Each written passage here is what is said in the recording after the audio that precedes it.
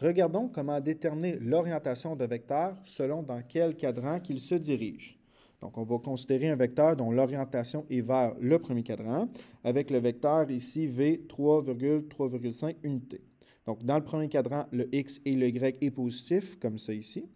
Donc, pour trouver l'orientation, on va commencer par tracer les composantes. Donc, en X, c'est 3 unités, et on va l'appeler Vx, parce que c'est le vecteur V. Et en Y, c'est 3,5 unités, et ça va être Vy.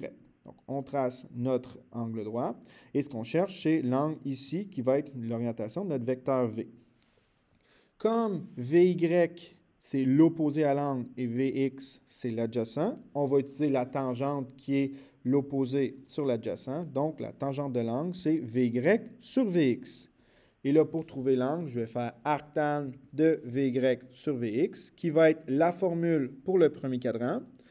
Si je remplace par les valeurs, c'est arctan de 3,5 unités sur 3 unités pour un angle d'environ 49,40 degrés qui est dans le premier cadran. Pour le deuxième cadran, bon, cette fois-ci, il faut que le x soit négatif. Donc là, on va mettre moins 3,3,5 unités parce que le y reste positif. Fait que là, on a un vecteur comme ça ici. Donc, on trace encore une fois nos composantes. Donc, en x, c'est moins 3 unités. Et en y, c'est 3,5 unités. Donc là, on a notre angle droit ici. Et ce qu'on cherche, c'est l'orientation qui est là. Mais là, vu que notre triangle rectangle, c'est l'angle qui est de l'autre côté, on va appeler un nouveau angle comme ça ici, alpha. Et c'est ce qu'on va essayer de trouver en premier. Donc, l'angle qui est ici, si je me fie à la formule de la diapositive précédente, c'est arctan de Vy sur Vx. Donc, je vais faire exactement la même chose. Donc, alpha, c'est arctan de Vy sur Vx. En gardant les signes, donc, je vais faire arctan de 3,5 unités sur moins 3 unités. Ce qui va me donner un angle négatif.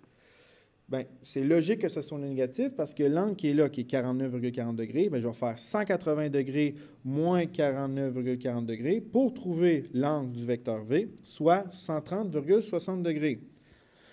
Comme cette valeur-là, c'est la valeur du alpha ici, qui est notre arctan de Vy sur Vx, je pourrais remplacer cette partie-là par 180 degrés plus arctan de Vy sur Vx. Puis là, si on change pour le mettre la correction du 180 degrés après le arctan, on va avoir arctan de Vy sur Vx plus 180 degrés qui va être la formule qu'on va utiliser quand on est dans le deuxième cadran.